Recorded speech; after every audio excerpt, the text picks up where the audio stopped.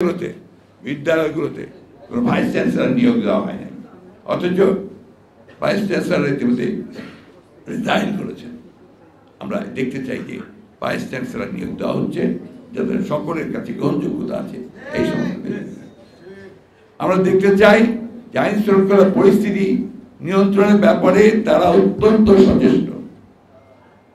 এই ব্যাপারে আমরা তাদেরকে সর্বাত্মক সহযোগিতা দিয়েছি, দেব এবং এখনো দেব। সব রকম প্রতিশ্রুতি আমরা দিচ্ছি। রাজনৈতিক দলগুলোর সঙ্গে এখন পর্যন্ত এই সরকারের সত্যিকার অর্থে কোনো এজেন্ডা ভিত্তিক কোনো আলোচনা হয়, কিন্তু রাজনীতি ছাড়া তো এটা হবে না। রাজনৈতিক দলগুলোর মতামত আনতে হবে। রাজনীতি ওই জায়গাটাই রাজনীতি, যে জায়গায় তারা বসে আছেন ইন্টারিম গভর্নমেন্টে, এইটাই হচ্ছে রাজনীতির জায়গা। কারণ এখান থেকেই তো দেশের সব কিছু ভবিষ্যৎ নির্ধারিত হবে। সুতরাং যারা রাজনীতি করছেন তাদের সঙ্গে অবশ্যই তাদেরকে মত বিনিময় করতে হবে। ছাত্র নেতৃবৃন্দ যারা আজকে সহযোগিতা করছেন তাদের কাছেও আমাদের অনুরোধ হচ্ছে না। আমরা যারা অনুরোধ করছি, অনুরোধ রাখছি যে এই বিষয়গুলোকে অত্যন্ত গুরুত্বপূর্ণ সহকারে নিয়ে এই বিপ্লবকে যেন সুসংগত করা যায়, প্রতি বিপ্লব যেন না ঘটে, এবং ইতিমধ্যে যে চক্রান্ত রকম কথাবার্তা উঠে আসছে মানুষের মধ্যে, সেগুলোকে যেন আপনার প্রতিহত করা যায়, সেগুলোকে পরাজিত করে এই বিপ্লবের চেতনাকে যেন আমরা সমুন্নত রেখে একটা গণতান্ত্রিক বাংলাদেশের দিকে যেন এগিয়ে দিতে পারি, সেই বিষয়টা তাদেরকে সবসময় স্মরণ রাখতে হবে।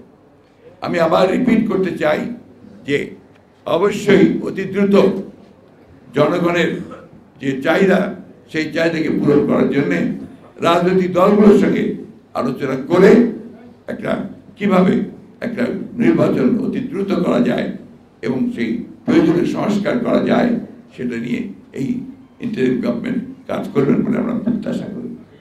আমাদের আস্থা রয়েছে, জনগণের আস্থা রয়েছে, সকলেরই আস্থা আছে, কিন্তু অবশ্যই সেটা সীমিত সময়ের মধ্যেই করতে হবে, একটা সময়ের মধ্যেই করতে হবে, যৌক্তিক সময়ের মধ্যে করতে হবে। তা না হলে যে উদ্দেশ্য, সেই উদ্দেশ্য সম্পূর্ণ ব্যাহত হবে। আমি বক্তব্য দীর্ঘ করবো না। কাজী জাফর সাহেবকে আমি আবার শ্রদ্ধার সঙ্গে স্মরণ করছি। আমি যারা শহীদ হয়েছেন তাদের স্মরণ করছি। বিশেষ করে ছাত্রদের যে ত্যাগ, সেই ত্যাগকে আমি কখনোই বলতে পারবো না।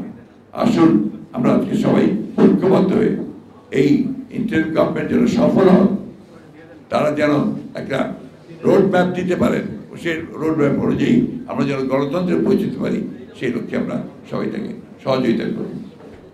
ধন্যবাদ সকলকে।